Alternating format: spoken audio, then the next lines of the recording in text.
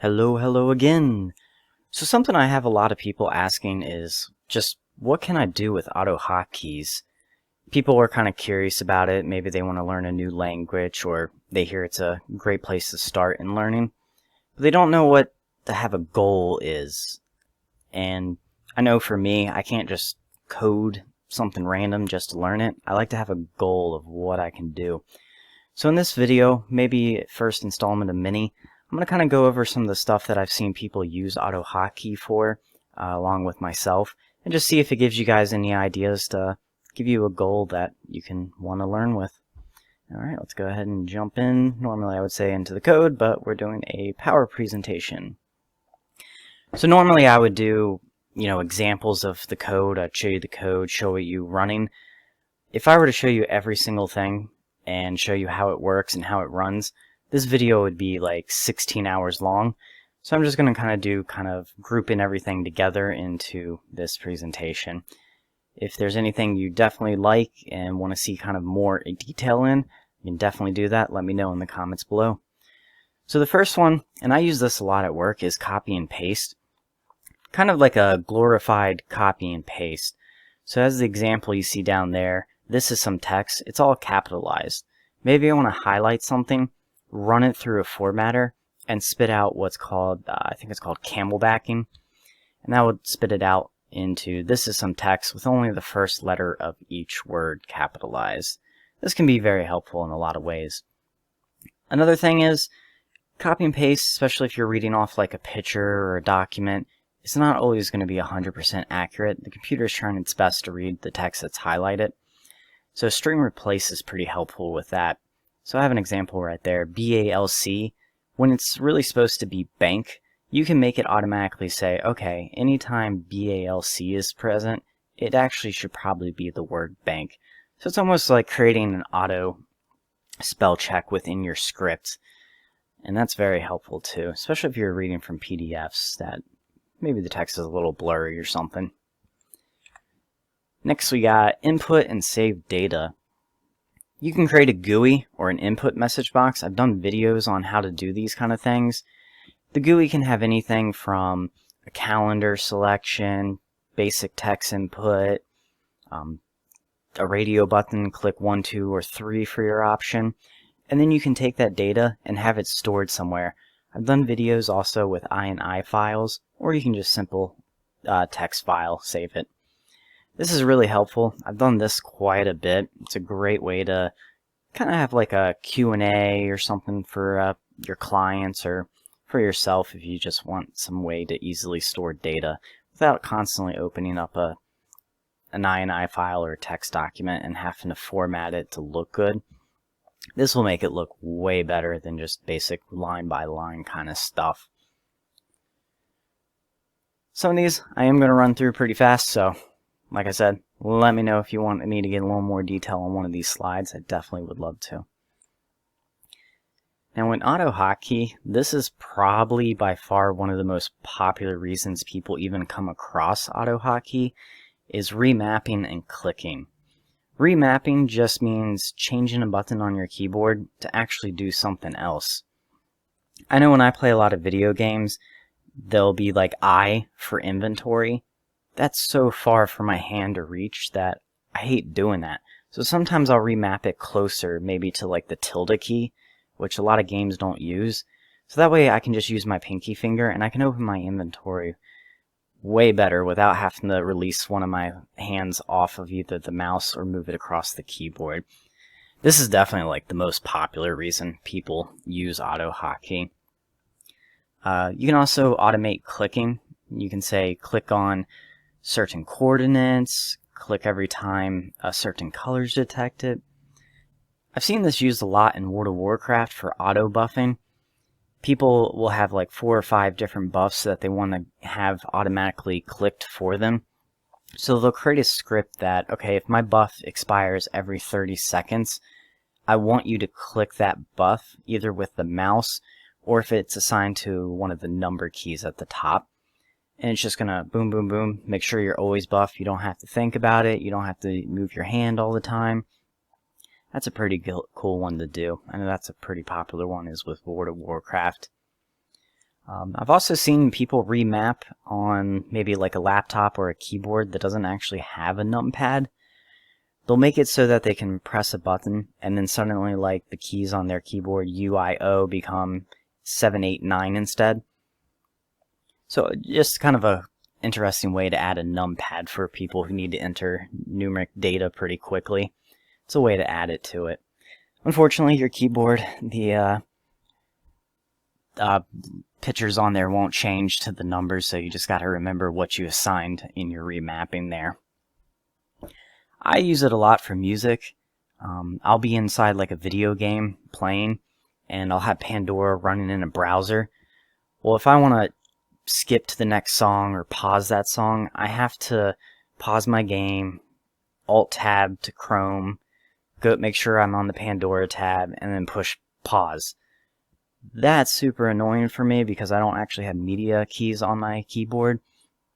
So I do this a lot where I can make it so that there's an always on top GUI that actually has like pause, play, forward, and it tells me what song's currently playing. I use that actually for work too quite a bit so that I don't constantly have to remote out just to change a song. Or pause it if I need to go onto a meeting or something. But yeah, this is definitely one of the most popular uses for AutoHotKeys. Great place to start too, because it's usually pretty simple. And I've actually done a gaming video about issues you might run into, anti-cheat programs, some hints and tips to kind of get around those. So definitely check that out. Next we got create a test. I've done this before, also with work. We used to have people take tests on paper and then people would have to sit there and grade it. I created a GUI that actually just has the questions displayed. You can enter your answer, whether it's through a text field or a radio button where you have to choose one of 4 answers. And the cool thing about this is once they were done, they could push the submit button and it would automatically grade the test for them, show them their score, and it could either auto-generate an email with their results or save it to an INI file on a shared drive that everybody was able to access, so your leader or whatever could actually see how you did without having to do the work of grading. System controls. This kind of goes back to the music thing. There's a lot of different controls. I didn't list them all here. You can create a key that mutes your volume, and it can even detect when to mute. Maybe every time I open Chrome, I want my music to stop playing because I'm about to watch a YouTube video. You can make it detect, like, okay, whenever Chrome is open, active window, go ahead and mute my music because I'm about to listen to something different. Volume up and down, that kind of goes back to the remapping where maybe you don't have a volume key on your keyboard. It's a cool way to add that function. I usually use that on my numpad. I use the plus for volume up and the enter key for volume down. Another popular one is Bluetooth control. I've never actually personally done this myself, but I see a lot of other people doing it. Basically, they want to be able to push a button or auto-detect stuff, kind of like I was talking about the mute, to control a Bluetooth device, whether that's volume up, turning it on and off, or switching between without having to go into your system settings. So that's a cool thing, I think. I've never really done it before myself, but if you guys have, let me know kind of what you've done with that. I'm definitely curious. Next one is filling out forms. This is another big one that I've done a lot of work with. You go to a website, you know, it might have like a whole bunch of fields that you need to fill out. That could be anything from having to fill out like your address. So there could be a whole bunch of text fields, you know, what's your address with your street, the city, the state, what's your phone number, email address, and so on and so on. It can be such a pain to fill those all out if you're doing it quite often. So you can pre-fill that information into a script, press F1 or whatever, and it'll just, in a blink of an eye, it'll fill out every field on there. So that's really helpful if you're visiting a website quite a bit. I've also seen people use this kind of stuff for filling out just their username and password, just to auto log into websites, also to log into their own personal computer just from the main login page. Push a button and it will automatically just push your password in and press that login now button. So that's another one I've seen a lot of people do a lot with. You can also automate programs in the same kind of way. It does take a little bit more work usually, just because with a website you can target those fields by their ID. Programs don't always have an ID, so you might have to get a little bit fancier with that. But it's not a big deal. It's not that hard to learn. I've done a few videos also with that kind of stuff on both websites and programs. Next, we got, if it wants to change slides, organizing. Another video I did actually pretty recently. Organizing, your desktop, folders, whatever. You can move files, you can delete files, empty recycling. I've also used this to back up stuff. Going into my hard drive and hooking up my external hard drive, it's kind of a pain to just send, okay, what do I need to send over to this one? I created a script that automatically goes and says, okay, this is a new folder, this is a new folder. Go ahead and copy those over to my external hard drive. But don't delete the old ones, because it's just a backup. So, did a huge video on this with a whole bunch of different things you can do.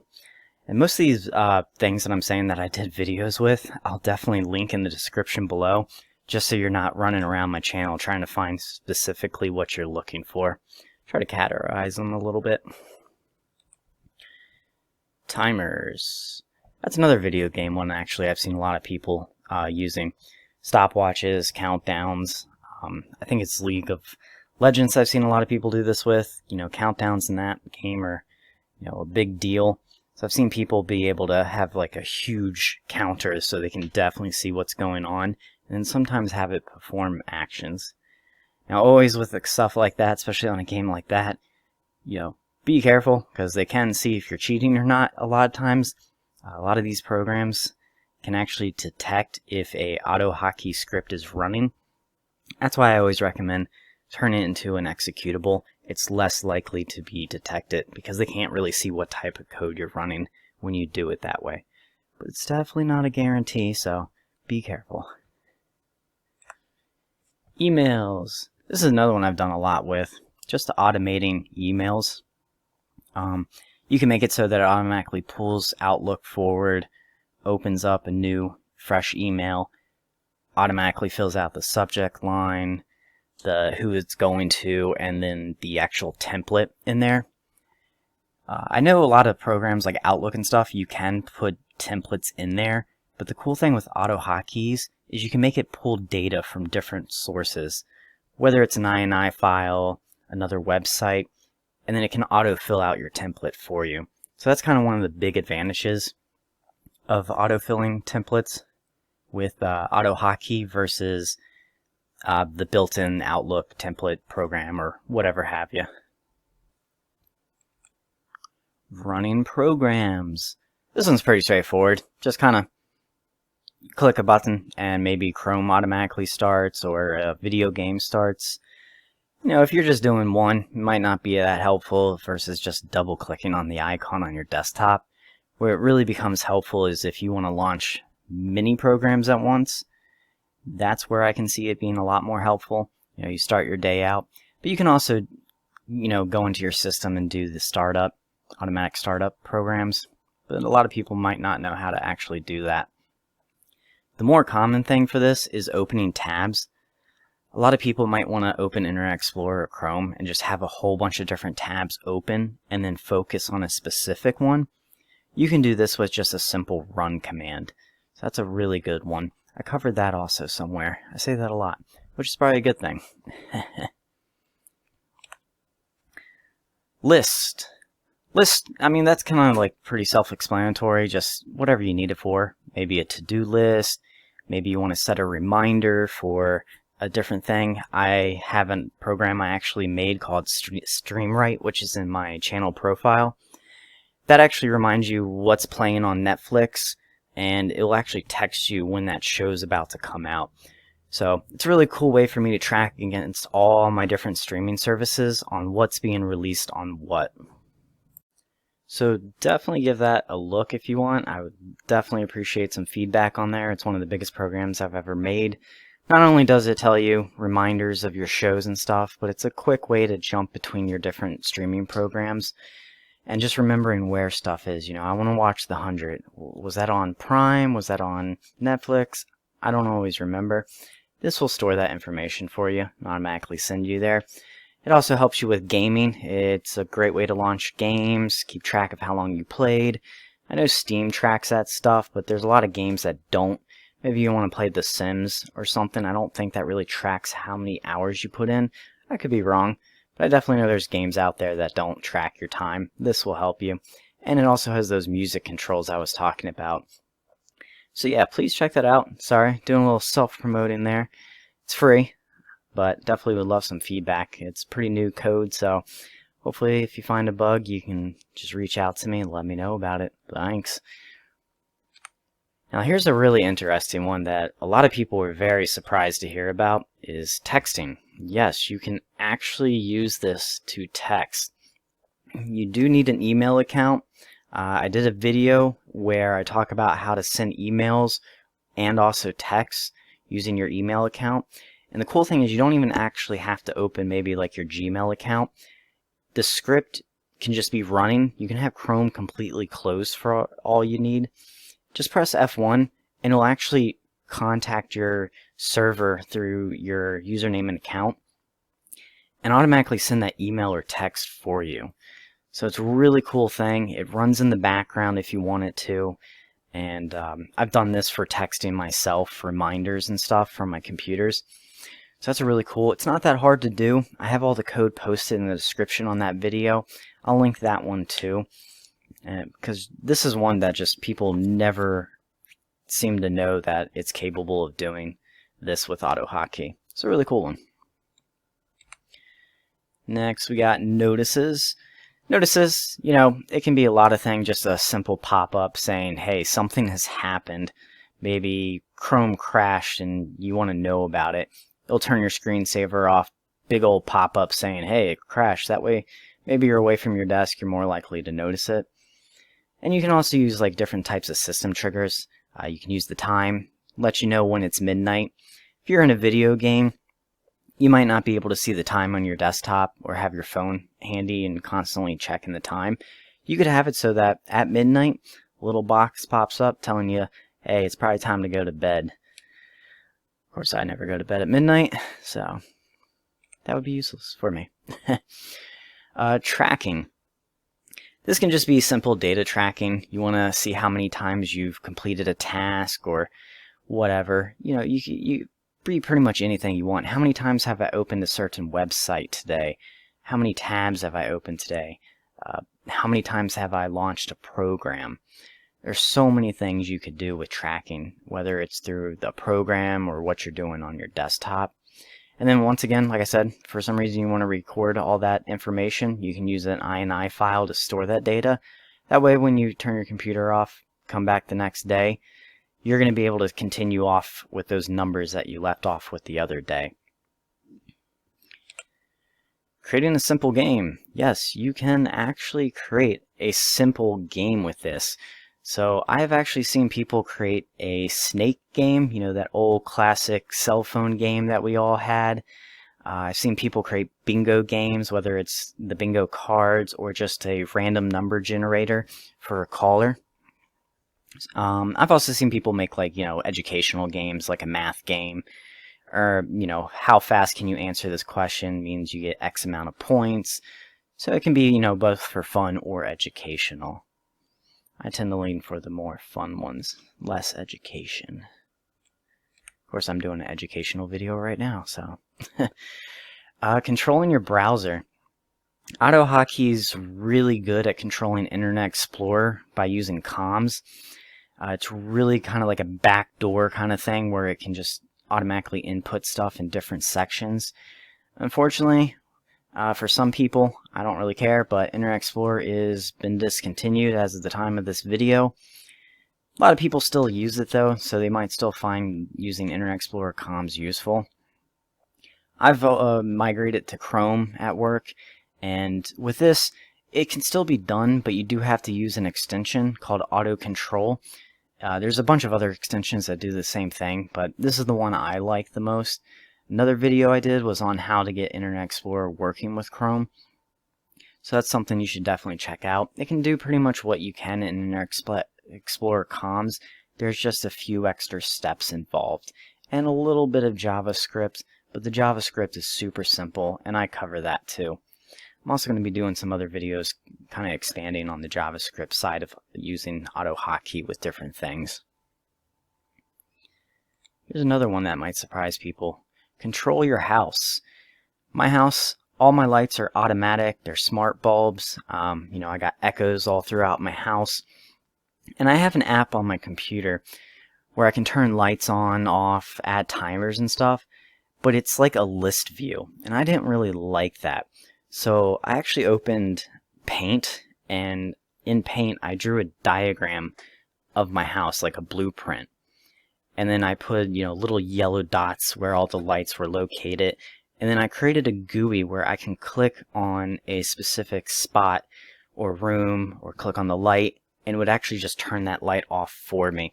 So I like that better, just having the blueprint feel of it versus just like a list view where I gotta scroll down and be like, okay, where's room number 2? Okay, light 1, 2, 3, turn it off.